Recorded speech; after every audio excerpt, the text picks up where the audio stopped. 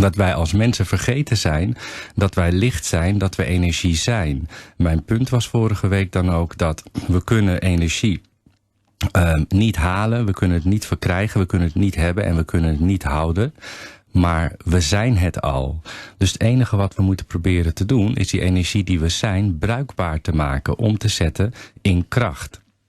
Nou, slapen is voor mij daar in dit geval geen voorbode voor. Ik heb dat niet nodig. Wat doe ik? Ik probeer me af te stemmen op de kern, de essentie van wie ik ben.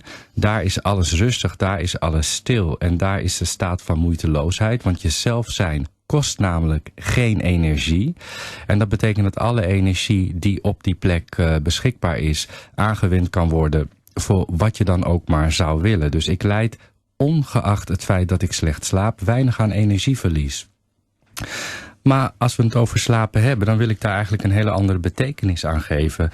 Door een van onze vaste columnisten, ook een beetje geïnspireerd, Shelley Coudet was dat, die ons zo mooi vertelde dat slapen eigenlijk de rust is voor creatie. Voordat het universum ontstond, was er het niets. Laten we dat het slapen noemen. En dat vind ik een hele interessante staat van zijn om naar te kijken. Waarom? Juist omdat we het hier bij Radio Alwarenss hebben over awareness, bewustzijn, bewust worden. En slapen heeft voor mij ook de betekenis van de fase voordat wij bewust worden. Voordat wij bewust worden, slapen wij. Dat kun je heel erg negatief bezien natuurlijk, van je bent onbewust.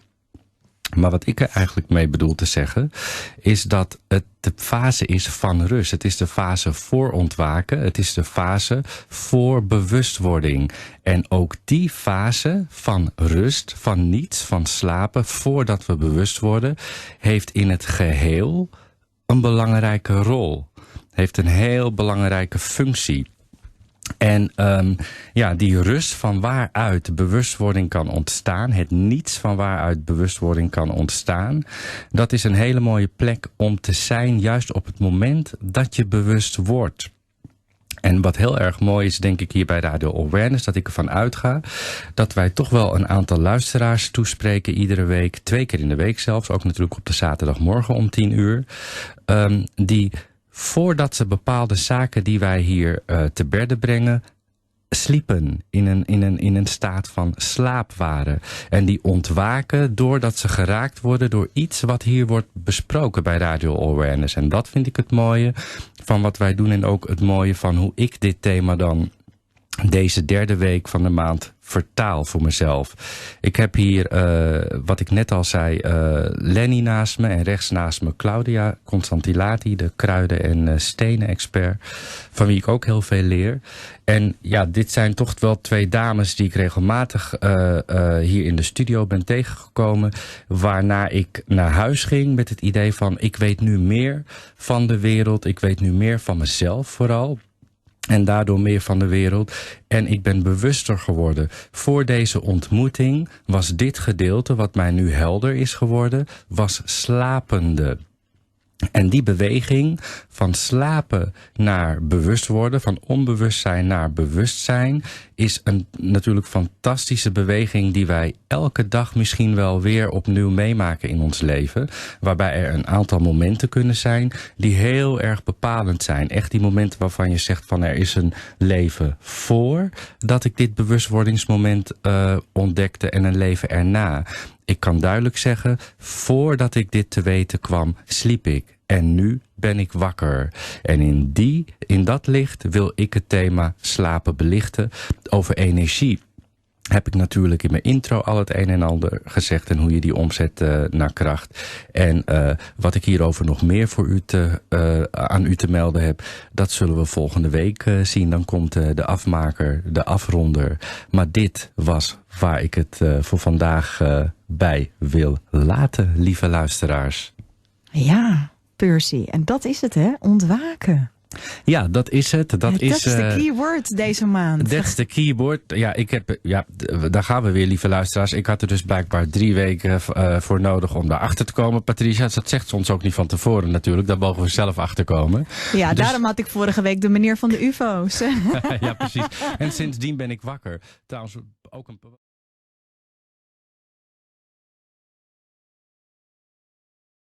Hungry, that's what we are, Lennie. Goedenavond nogmaals.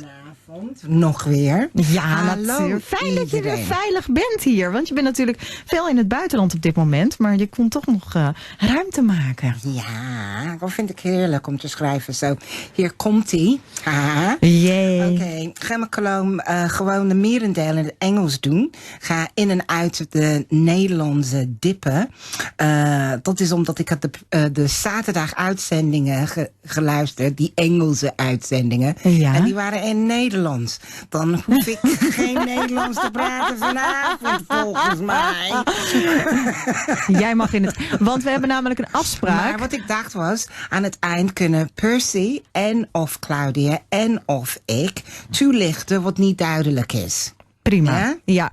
En ik wilde nog even toelichten dat we hebben een afspraak dat de mensen die native Engels spreken, die kunnen sowieso, dat maakt niet uit. En de meeste luisteraars die verstaan gewoon Engels. Oh, nou, wat fijn. Helemaal goed. Nou, kom maar op. Okay, so at the beginning of the month, Percy said that he was still quite stuck in the previous subject matter, the addiction. For me, the points that I'm making here are to build upon and still very much a part of my comments from last month. So in the last few years, as you've been hearing, I've been researching European history and trying to do it from an alternative perspective. And what I've discovered is that much of our so-called knowledge and many of the things that are now taken as being vanzelfsprekend, obvious or incontrovertible facts are actually moralistic inventions of monotheistic white men. These ideas have been stamped into our consciousness, usually with patronizing repetition and extreme violence. It's by looking at the things that they leave out of our histories or describe around or refer to disparagingly, especially when they're observed in primitive peoples. These little inconsistencies, these are the ones that give the ideas about how it really was before these men decided that we needed to be brought to heel. In the case of sleep, for centuries, it was ridiculous to think of sleeping in one solid stretch. 2, sometimes 3 sleep periods with an interval was the norm. By the time this was actually being documented in letters and journals, the concept was already going out of fashion and it already changed who knows how many times. By the time we get to hear about it, the tusseperiode, also called the watch, was often down to an hour. It was recommended to be used for prayer, or if you were lucky, for writing or sex, or, and this is what gives you a lot of information about it, visiting your neighbors. The idea of 2 sleeps started dwindling in the late 17th century, and by the 1920s it was practically obsolete. I looked up sleep in the dictionary because I disagreed with the interpretation given in one of the programs. In my Longman Dictionary of the English Language, there are 2 meanings for sleep.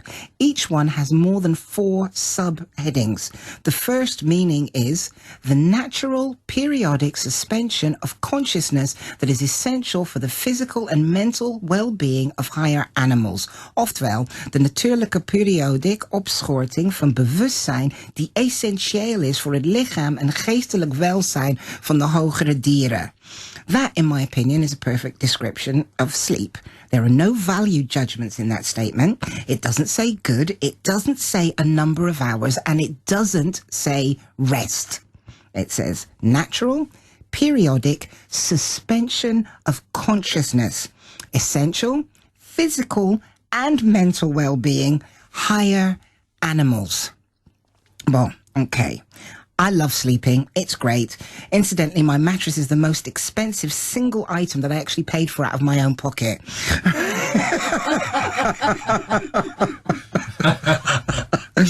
Many, many years ago, I read some books supposedly by a channeled being named Seth. Much of what he said about sleep and sleeping I immediately took on board and had many years until the birth of my daughter following that method. Seth recommended 2 sleep periods of a maximum of 3 hours. I found that pretty easy to get into. I think I naturally awake after about 4 hours, which I understand is normal. I rarely have any trouble sleeping and I can function after 24 hours of no sleep for at least 4 hours on a 20-minute power nap. If I stop within the 4 hours and can then have another power nap with 20 minutes without being disturbed, I can carry on for at least another 4 hours. This is how I partied and worked full-time for years. I would often get home with just an hour before having to leave for work, 20-minute power nap, shower, dress, out the door. At mid-morning, I'd have another power nap, one at lunchtime and one at the mid-afternoon. I didn't smoke cigarettes, so with a short lunch break and somewhere to be undisturbed, I was still working longer hours than most of my colleagues in the same jobs I did. Having a child, living in the US where they are very narrow-minded about how to do things, they're moving here and finding the same kind of work culture. Doe gewoon normaal op je werk en wij beslissen wat normaal voor jou is. So that sent my wonderful sleep-work pattern down the drain. Of course, I haven't worked since. Living the right kind of healthy life is the 21st century goal. The pillars for determining that goal, for determining the health, are diet, exercise, and sleep. People learn about exercise and nutrition. Most people know nothing about sleep, and certainly not their own. In 2006, Forbes magazine estimated the sleep industry, or sleep racket as they called it, had made just under 18 billion euros in the previous year. They noted that a large part of this increase is in the amount of money made, profit made, is the use of slaapmiddelen. There was a 60% increase in the previous 5 years in America in that use. 60% in 5 years. We invest in beds, duvets, mattresses, pillows, sleep centers, herbal tinctures, hypnotherapy, and sleeping tablets. With the exception of our sex lives and our body size, there are few things that we fret about anywhere near as much. How often, instead of just accepting the previous night's experience, do we attempt to tame, get more, get less, curse for not behaving as we wish it would or not arriving when we think it should? Did we sleep enough? Did we sleep well? Did we sleep long enough? Did we sleep deeply enough? People dwell on bad nights, bad dreams. They chase cures and new sleep aids. Then, when all attempts at control fail, we conquer sleep with pills, potions, and prescriptions. Sleep deprivation is recognized as a form of torture. How often do we inflict that torture upon ourselves because of how we have decided our sleep should be? I can't find statistics for sleeping pill use alone. However, 20% of 1,736 gebruikers op dokterdokter.nl gaven toe dat ze maken dagelijks gebruik van slaap- of kalmeringsmiddelen.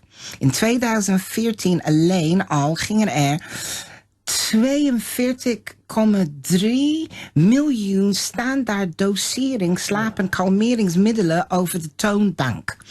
Deze benzodiazepines lossen het probleem niet op. Die lossen geen problemen op. Ze bestrijden slechts de symptomen.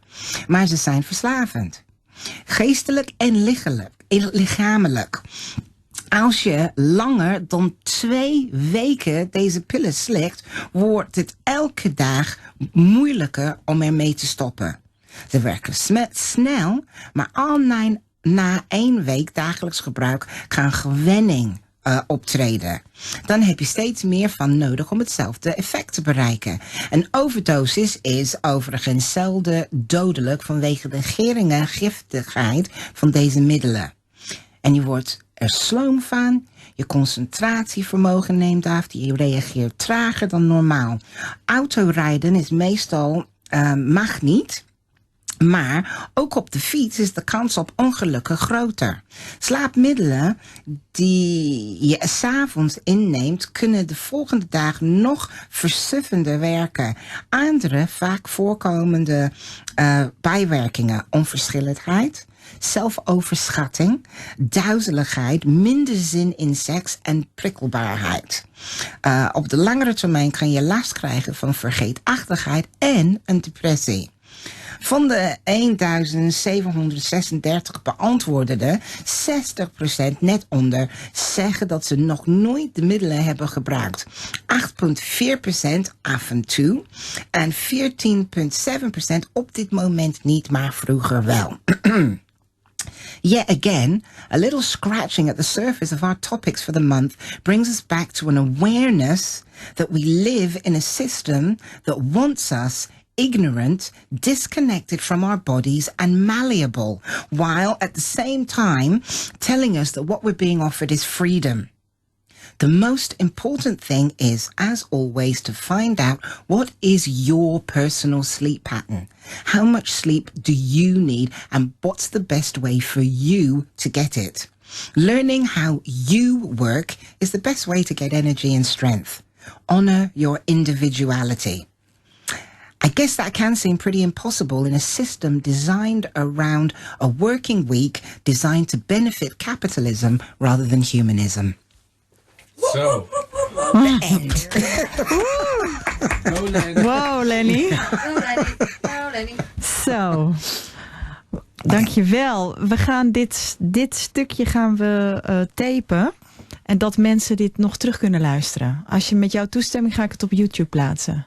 Oh, oké. Is dat goed? Ja, oké. Ja? Ja, dat gaan we doen. Ik wil je echt bedanken. Wauw. Je hebt het gewoon weer gedaan. Je hebt weer ons een ander perspectief gegeven op slapen.